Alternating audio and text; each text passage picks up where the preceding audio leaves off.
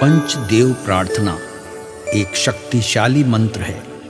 प्रातःकाल सच्चे मन से इसे सुनने से जीवन के सभी दुख तुरंत दूर होने लगते हैं।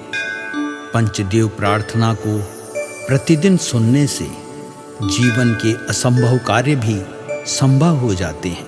तो आइए सुनते हैं यह पंचदेव प्रार्थना। गजाननं भूतगणादिसेवितं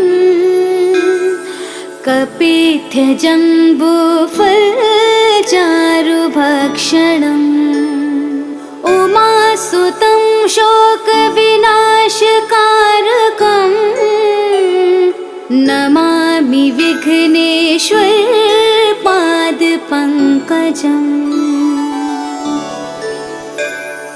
कर्पूरगौरं करुणावतारं संसारसारं भुजगेन्द्रहारं सदा वसन्तं हृदयारविन्दे भवं भवानी सहितं नमामि। शान्ताकारं भुजगशयनं पद्मनाभं सुरेशं विश्वाधारं गगनसदृशं मेघवर्णं शुभांगं लक्ष्मीकान्तं कमलनयनं योगिभिर्ध्यानगम्यं वन्दे विष्णु भवभयहरं सर्वलोकैकनाथम्।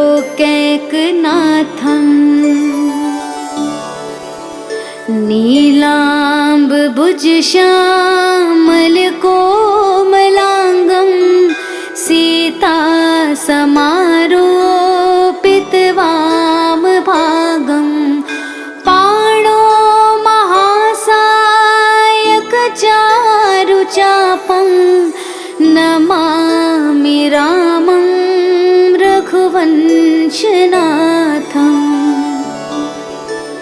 मनोजवं मारुततुल्यवेगं जितेन्द्रियं बुद्धिमतां वरिष्ठं वातात्मजं वानुरयूथमुख्यं श्रीरामदूतं शरणं प्रपद्ये। करारविन्देन पादारविन्दं मुखारविन्दे विनिवेशयन्तं वटस्य पत्रस्य पुटेश्यानं बालं मुकुन्दं मनसा स्मरामि। या देवी सर्वभूतेषु शक्तिरूपेण संस्थिता नमस्तस्यै नमस्तस्यै नमस्तस्यै नमो नमः। नीलाञ्जनासमाभासं रविपुत्रं यमाग्रजं छायामार्तण्डसम्भुतं तं नमामि शनैश्चरम्। गजाननं भूतगणादिसेवितं कपित्थजम्बूफलचारुभक्षणम् उमासुतं शोकविनाशकारकम् नमामि विघ्नेश्वर पादपङ्कजम्। कर्पूरगौरं करुणावतारं संसारसारं भुजगेन्द्रहारं सदा वसन्तं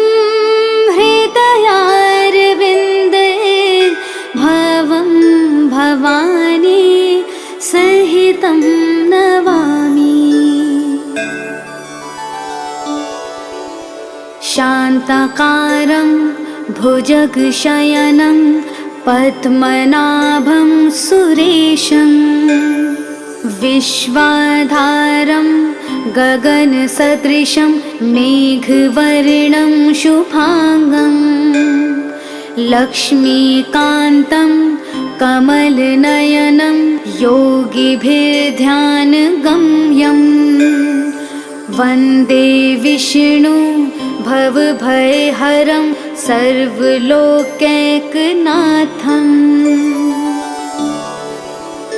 नीलाम्बुजश्यामलकोमलाङ्गं सीतासमारोपितवामभागं पाणो महासायकचारुचापं नमामि रामं रघुवंशनाथम्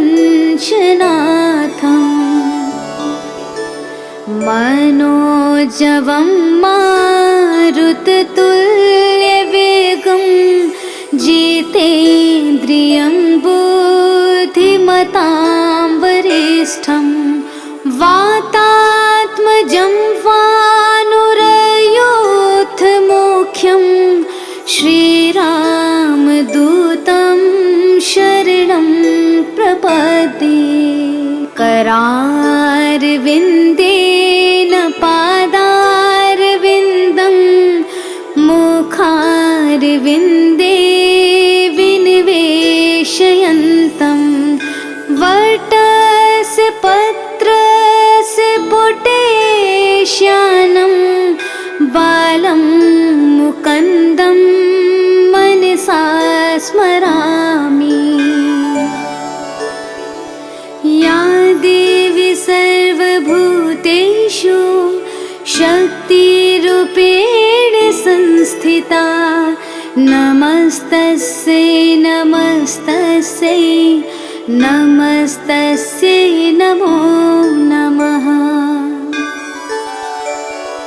नीलाञ्जनासमाभासं रविपुत्रं यमाग्रजं छायामार्तण्डसम्भुतं तं नमामि शनैश्चरम्। गजाननं भूतगणादिसेवितं कपित्थजम्बूफलचारुभक्षणम् उमासुतं शोकविनाशकारकं नमामि विघ्नेश्वरपादपङ्कजम्। कर्पूरगौरं करुणावतारं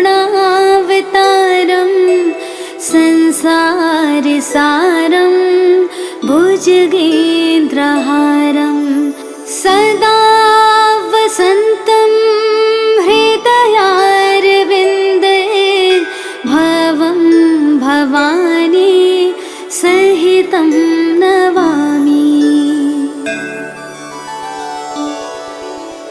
शान्ताकारं भुजगशयनं पद्मनाभं सुरेशं विश्वाधारं गगनसदृशं मेघवर्णं शुभांगं लक्ष्मीकान्तं कमलनयनं योगिभिर्ध्यानगम्यं वन्दे विष्णु भवभयहरं सर्वलोकैकनाथम्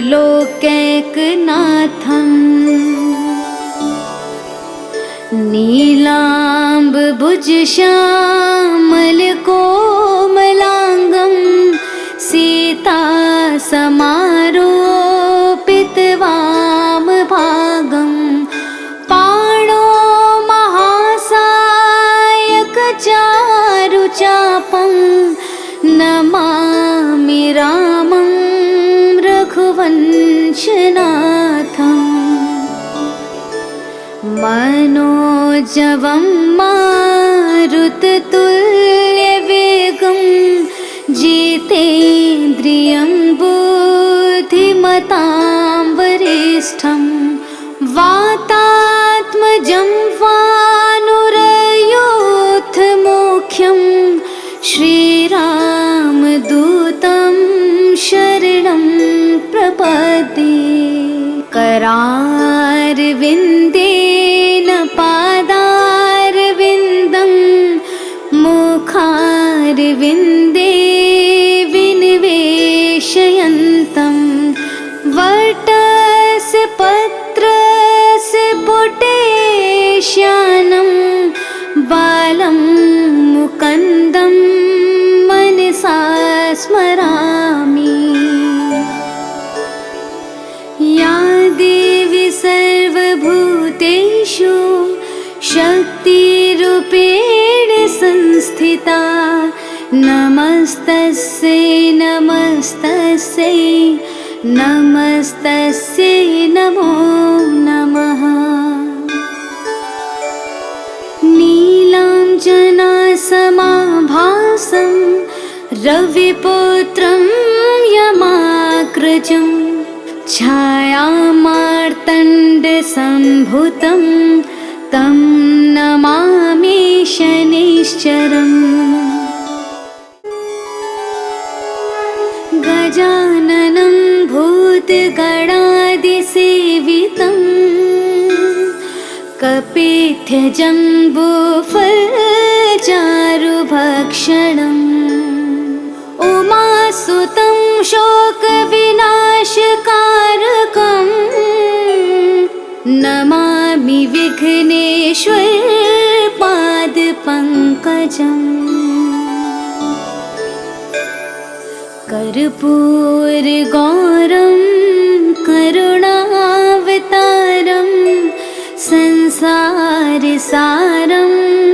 भुजगेन्द्रहारं सदा वसन्तं हृदयारविन्दे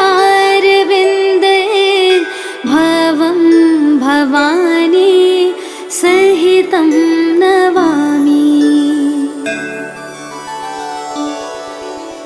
शान्ताकारं भुजगशयनं पद्मनाभं सुरेशं विश्वाधारं गगनसदृशं मेघवर्णं शुभांगं लक्ष्मीकान्तं कमलनयनं योगिभिर्ध्यानगम्यं वन्दे विष्णु भवभयहरं सर्वलोकैकनाथम्।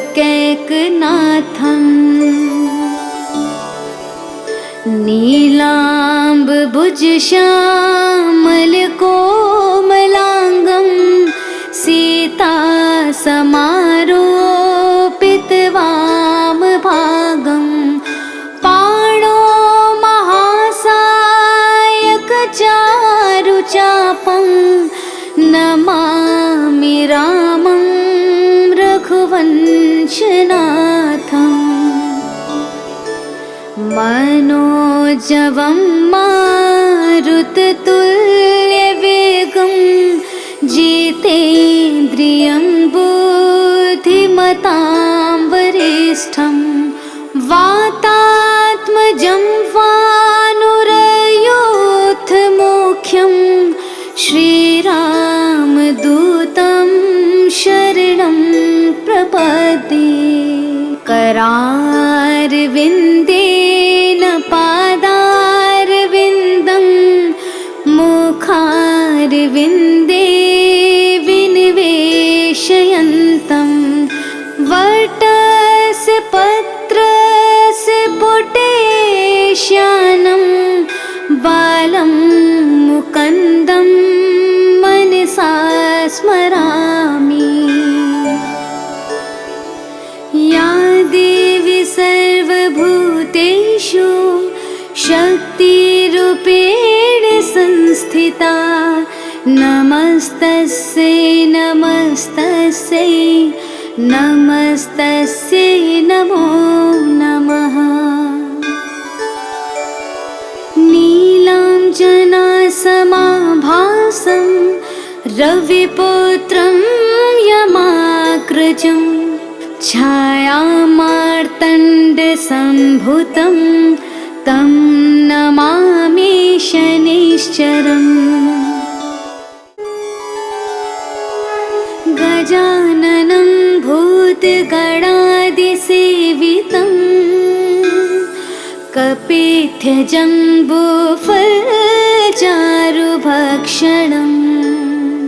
उमासुतं शोकविनाशकारकम् नमामि विघ्नेश्वरपादपङ्कजम्। कर्पूरगौरं करुणावतारं संसारसारं भुजगेन्द्रहारं सदा वसन्तं हृदयारविन्दे भवं भवानी सहितं नमामि।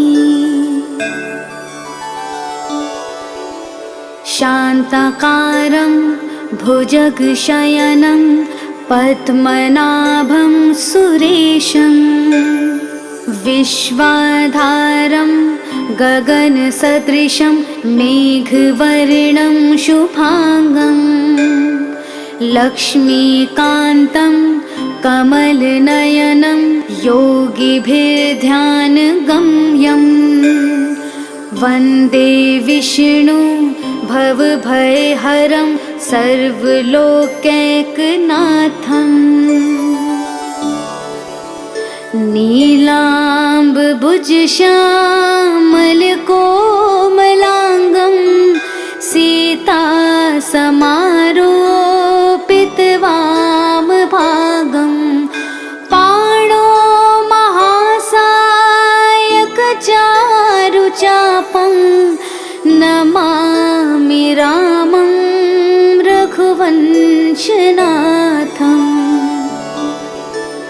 मनोजवं मारुततुल्यवेगं जितेन्द्रियं बुद्धिमतां वरिष्ठं वातात्मजं वानुरयूथमुख्यं श्रीरामदूतं शरणं प्रपद्ये। करारविन्देन पादारविन्दं मुखारविन्दे विनिवेशयन्तं वटस्य पत्रस्य पुटेश्यानं बालं मुकुन्दं मनसा स्मरामि। या देवी सर्वभूतेषु शक्तिरूपेण संस्थिता नमस्तस्यै नमस्तस्यै नमस्तस्यै नमो नमः। नीलाञ्जनासमाभासं रविपुत्रं यमाग्रजं छायामार्तण्डसम्भुतं तं नमामि शनैश्चरम्। गजाननं भूतगणादिसेवितं कपित्थजम्बूफलचारुभक्षणम् उमासुतं शोकविनाशकारकं नमामि विघ्नेश्वरपादपङ्कजम्। कर्पूरगौरं करुणावतारं संसारसारं भुजगेन्द्रहारं सदा वसन्तं हृदयारविन्दे भवं भवानी सहितं नमामि। शान्ताकारं भुजगशयनं पद्मनाभं सुरेशं विश्वाधारं गगनसदृशं मेघवर्णं शुभांगं लक्ष्मीकान्तं कमलनयनं योगिभिर्ध्यानगम्यं वन्दे विष्णु भवभयहरं सर्वलोकैकनाथम्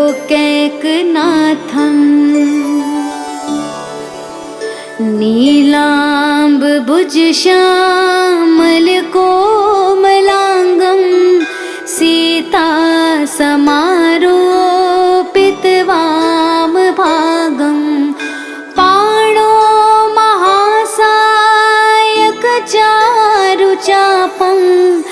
नमामि रामं रघुवंशनाथम् मनोजवं मारुततुल्यवेगं जितेन्द्रियं बुद्धिमतां वरिष्ठं वातात्मजं वानुरयोधमुख्यं श्रीरामदूतं शरणं प्रपद्ये करारविन्देन पादारविन्दं मुखारविन्दे विनिवेशयन्तं वटस्य पत्रस्य पुटेश्यानं बालं मुकुन्दं मनसा स्मरामि। या देवी सर्वभूतेषु शक्तिरूपेण संस्थिता नमस्तस्यै नमस्तस्यै नमस्तस्यै नमो नमः। नीलाञ्जनासमाभासं रविपुत्रं यमाग्रजं छायामार्तण्डसम्भुतं तं नमामि शनैश्चरम्। गजाननं भूतगणादिसेवितं कपित्थजम्बूफलचारुभक्षणम् उमासुतं शोकविनाशकारकं नमामि विघ्नेश्वरपादपङ्कजम्। कर्पूरगौरं करुणावतारं संसारसारं भुजगेन्द्रहारं सदा वसन्तं हृदयारविन्दे भवं भवानी सहितं नमामि।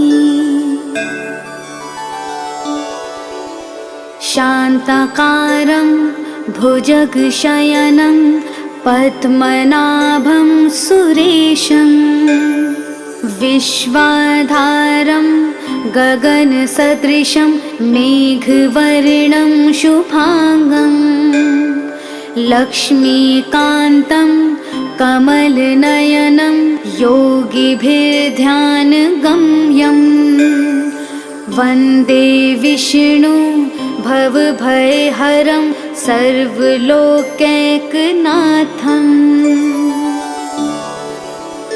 नीलाम्बुजश्यामलकोमलाङ्गं सीतासमारोपितवामभागं पाणो महासायकचारुचापं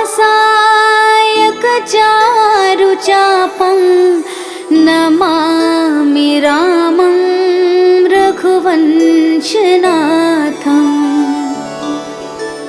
मनोजवं मारुततुल्यवेगं जितेन्द्रियं बुद्धिमतां धीमतां वरिष्ठं वातात्मजं वा